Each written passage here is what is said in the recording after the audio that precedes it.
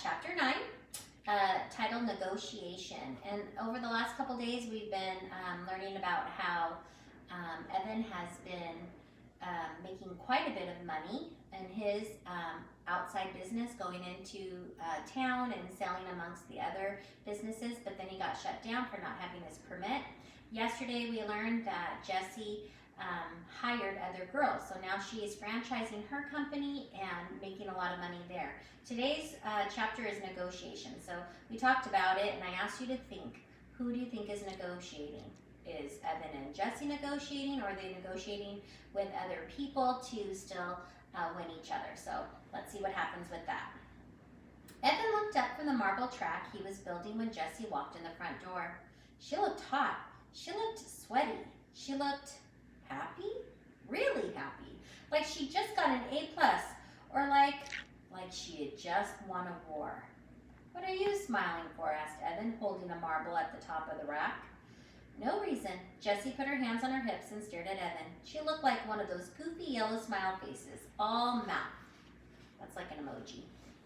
Well, quit looking at me, would ya? It's creepifying. You're looking like you're going to explode or something.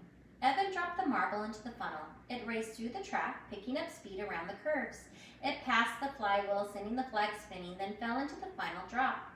When it reached the end of the track, it went sailing through the air like a beautiful silver bird and fell short. The marble landed on the ground instead of in the bull's-eye cup. Evan muttered under his breath and adjusted the position of the cup. Raise it at the track, said Jessie. You'll get more loft. Evan looked at her angrily.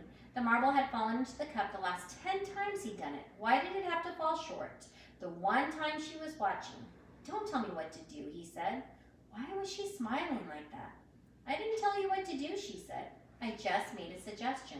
Take it or leave it. She turned to walk up the stairs. Grumpmeister Fink, she tossed over her shoulder. Evan threw a marble at her, disappearing back, but missed by a mile. Well, he hadn't really been aiming anyway. He just wanted that feeling of throwing something. He'd been feeling the need to throw something these past 4 days.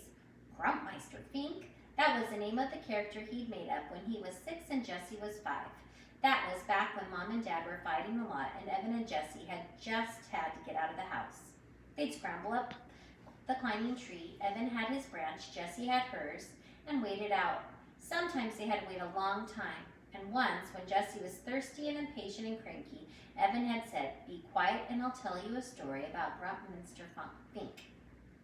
Grumpmeister Fink was a man who was cranky and mean and made everybody miserable. But deep down, he wanted people to love him. It's just that every time he tried to do something nice, it turned out all wrong. Evan had made up a lot of stories about Mr. Fink and that tree. But after Dad left, there were just no more stories to tell. No one in the whole world, besides Jessie and Evan, knew about Grumpmeister Fink, and Evan hadn't thought about him in years. Hey, he said sharply. He heard Jessie stop at the top of the stairs, but she didn't come down.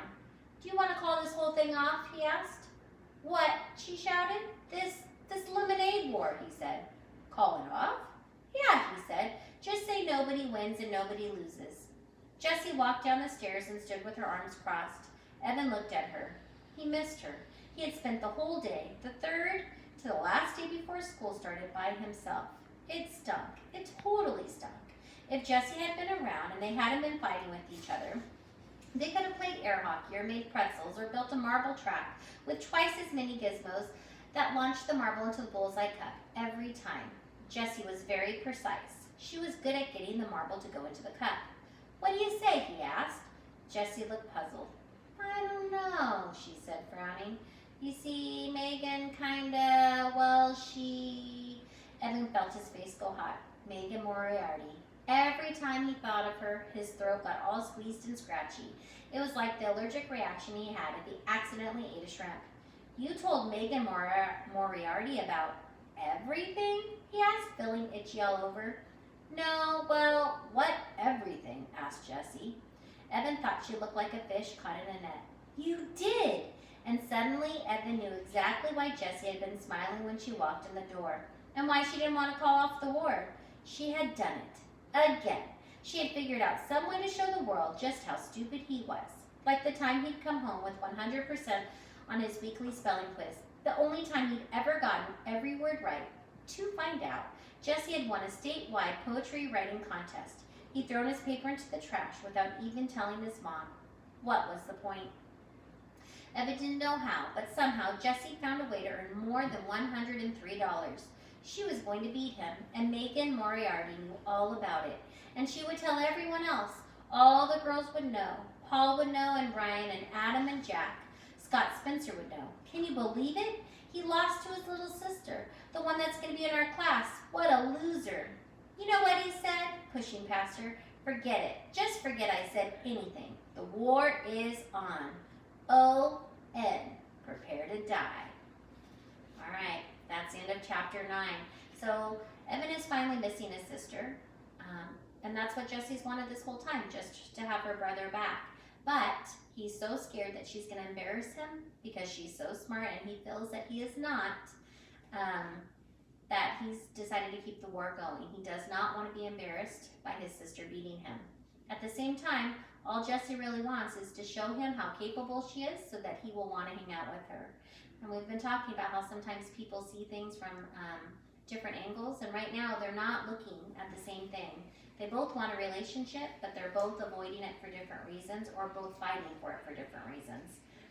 So hopefully in our next chapter, we'll either figure out who wins or maybe they can reconcile. Reconcile is when you say you're sorry and you make up and everything goes back to the way it was, or even better. But I'm not sure because chapter 10 is called Malicious Mischief. Malicious mischief, the act of purposely destroying the property of someone else's business. All right, so I want you to think, who do you think is going to destroy what? Will it be one of the brothers or the sisters, or will it be someone else completely unrelated to them? I'm curious to see what's going to happen tomorrow. I miss you guys. I hope you have a happy Friday, and I will be back online with YouTube as soon as spring break is over. That will be April 6th. So April 6th, come on back to YouTube and you can see what happens in chapter 10. Love you guys. Bye.